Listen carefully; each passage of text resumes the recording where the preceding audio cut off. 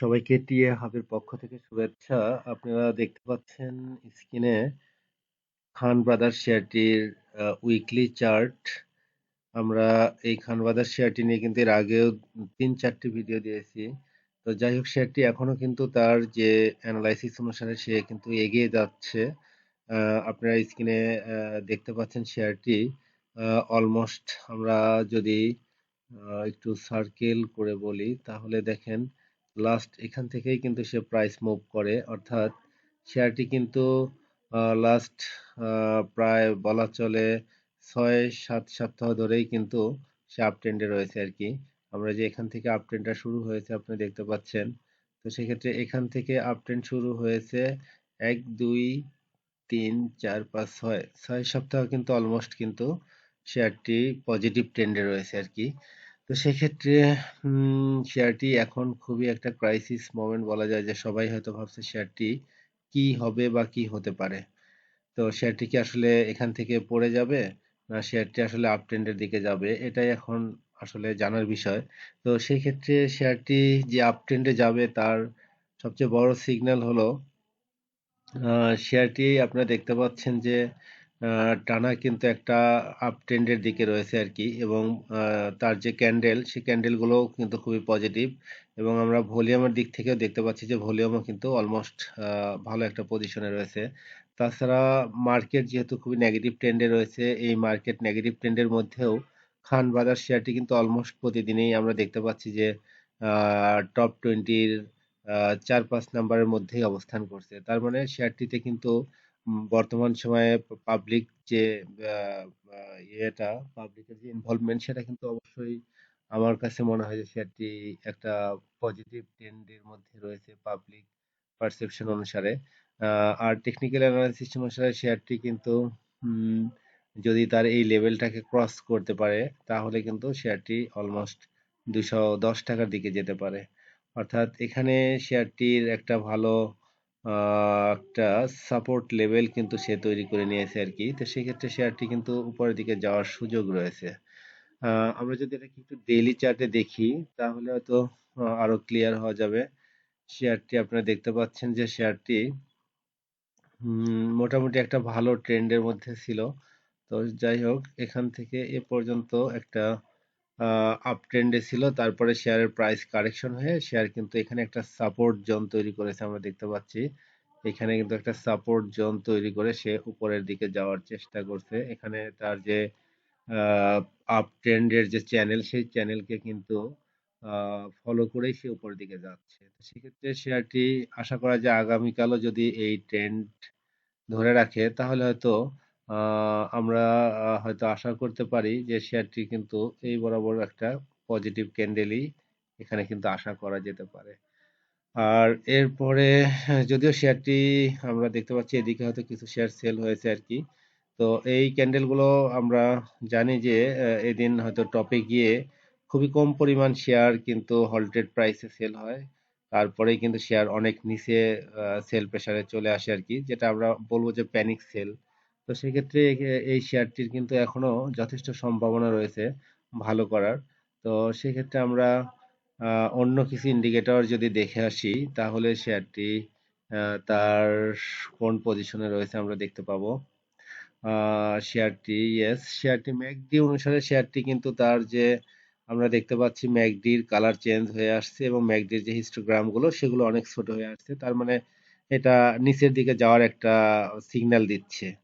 তো সেক্ষেত্রে শেয়ারটি কিন্তু ম্যাকডি অনুসারে একটু নেগেটিভ বলা যেতে পারে। তো সেক্ষেত্রে ম্যাকডির এই কালার কিন্তু আবার এমন হতে পারে যে এই ম্যাকডি তার কালার চেঞ্জ করে জিরো লাইনের নিচে আসতে পারে, আবার না এসে কিন্তু সে এখান থেকে ইউটার্ন নিয়ে উপরের দিকে যেতে পারে। আমরা এই যে এখানে যদি দেখি, দেখেন এখানে কিন্তু ম্যাকডি একদমই জিরো লাইনের খুব কাছাকাছি এসে নিচে যাওয়ার কথা ছিল, কিন্তু না গিয়ে সে কিন্তু আবার গ্রিন হিস্টোগ্রাম তৈরি করে সে কিন্তু আবার উপরের দিকে যায়। তো সেক্ষেত্রে এখানেও কিন্তু এমন কিছু ঘটনা ঘটার সম্ভাবনা রয়েছে, যেহেতু বর্তমান সময়ে প্রাইস মুভমেন্ট এবং তার যে ভলিউম সেটা কিন্তু খুবই ভালো পজিশনে রয়েছে। সেক্ষেত্রে আগামীকাল হয়তো একটা ইম্পর্টেন্ট ইস্যু যে আগামীকাল শেয়ারটি তার সামনের দিকে যেতে পারে কিনা এটা দেখার বিষয়।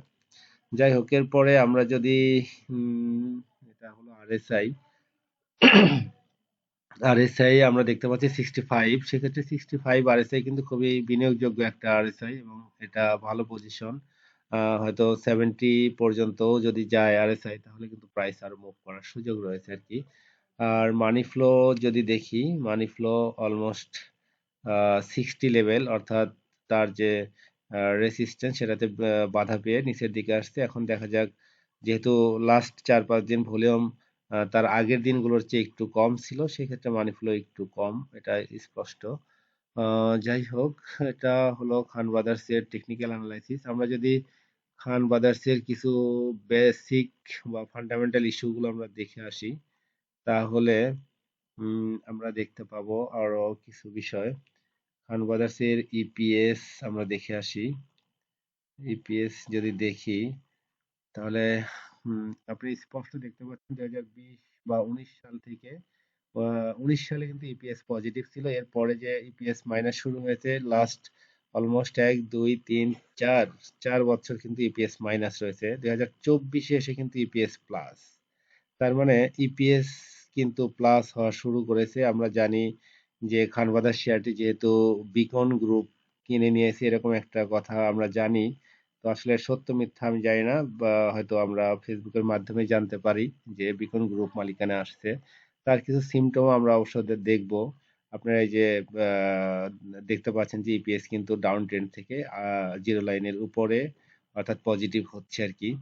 আর যদি আমরা কোয়ার্টারলি ইপিএস চার্ট দেখি, সেটাও কিন্তু দেখেন এদিক থেকে আমরা এটাকে যদি গ্রাফে দেখি, একদম নিচে থেকে কিন্তু উপরের দিকে উঠে যাচ্ছে। আচ্ছা, এরপরে আমরা আরো কিছু বিষয় দেখব। উম, যদি আমরা শেয়ারটির শেয়ার হোল্ডিং দেখি, তাহলে ক্লিয়ার হয়ে যাব। আপনার শেয়ার হোল্ডিং এ দেখেন, এখানে নভেম্বর মাসে কিন্তু ডিরেক্টর হোল্ডিং ছিল হচ্ছে অলমোস্ট 30%। তো সেক্ষেত্রে ডিসেম্বর এসে কিন্তু 37%, বা 37 এর বেশি, অর্থাৎ 37.37। তো সেক্ষেত্রে কিন্তু অলমোস্ট 7%-এরও বেশি কিন্তু ডিরেক্টর হোল্ডিং বেড়েছে। অর্থাৎ এদিকে কিন্তু ইনস্টিটিউশনের শেয়ার হোল্ডিং কিন্তু 10% থেকে কমে এটা আসছে অলমোস্ট 2.54%। তার মানে ইনস্টিটিউশনের কাছ থেকে অবশ্যই ডিরেক্টররা শেয়ার গুলো হয়তো তারা কিনে নিয়েছে আর কি। তো সেক্ষেত্রে অবশ্যই মালিকানায় অন্য কেউ এসেছে, এটা স্পষ্ট আমরা বুঝতে পারছি। আচ্ছা, এরপরে যদি আমরা অন্য কিছু বিষয় দেখি, ডিভিডেন্ডের হিস্ট্রিটা দেখি। ডিভিডেন্ড হিস্ট্রি খুব বেশি ভালো না। আমরা দেখতে পাচ্ছি 2017 সালে ডিভিডেন্ড দিয়েছিল 10%, এরপরে কিন্তু অলমোস্ট 2% করে দেয়, এবং মাঝখানে 2019 থেকে আমরা দেখতে পাচ্ছি যে এর ডিভিডেন্ড কিন্তু জিরো, অলমোস্ট জিরো। তো সেক্ষেত্রে 20 সালে 2% দেয়, এরপরে আবার 21 সালে এসে জিরো, আবার 21-22 সালে 2%, 23 সালে 0% দেয়, এবং 24 সালে কিন্তু 1% ডিভিডেন্ড দিয়ে বি ক্যাটাগরিতে অবস্থান করছে শেয়ারটি। তো সেক্ষেত্রে ডিভিডেন্ডের পরিমাণ অবশ্যই খুবই কম। আমরা যদি নিউজ দেখি, তো নিউজ আমরা দেখি লাস্ট যে news 23 June, as per the regulation 16 of the Dhaka Stock Exchange, the company has informed that a meeting of board of directors will be held on January 30, 2025 at 3 p.m. তার মানে জানুয়ারি 30 তারিখে কিন্তু তার second কোয়ার্টারের EPS আসবে। এখন বিষয়টা হলো যে, যেহেতু অনেকদিন শেয়ারের ইপিএস মাইনাস ছিল, এখন যদি, যেহেতু গত ফার্স্ট কোয়ার্টার ইপিএস আমরা 1 পয়সা দেখেছি, সেক্ষেত্রে যদি সেকেন্ড কোয়ার্টার ইপিএস ভালো আসে, তাহলে কিন্তু শেয়ারটির প্রাইস বুস্ট আপ হওয়ার যথেষ্ট চান্স রয়েছে। সেক্ষেত্রে আমরা 30 তারিখ পর্যন্ত অপেক্ষা করব, না তার আগেই শেয়ারে এন্ট্রি নেব, সেটা কিন্তু আপনাদের নিজস্ব বিষয়। তো সেক্ষেত্রে শেয়ারটি অবশ্যই অবজারভেশনে রাখা যেতে পারে।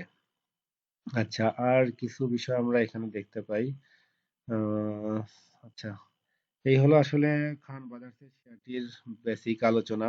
তো সেক্ষেত্রে শেয়ারটি আসলে আমরা এখন পর্যন্ত বলবো যে শেয়ারটি একটা ভালো ট্রেন্ডে রয়েছে, এবং আমরা শেয়ারটি নিয়ে অবশ্যই অবজারভেশনে রাখতে পারি।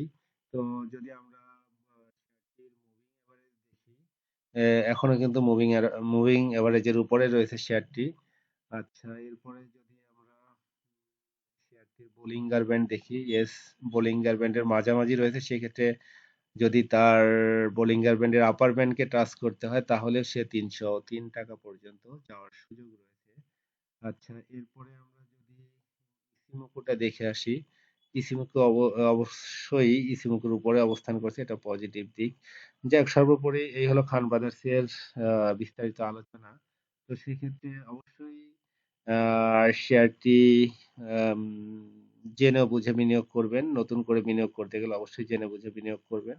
সবাই ভালো থাকবেন, সবার জন্য শুভকামনা থাকলো।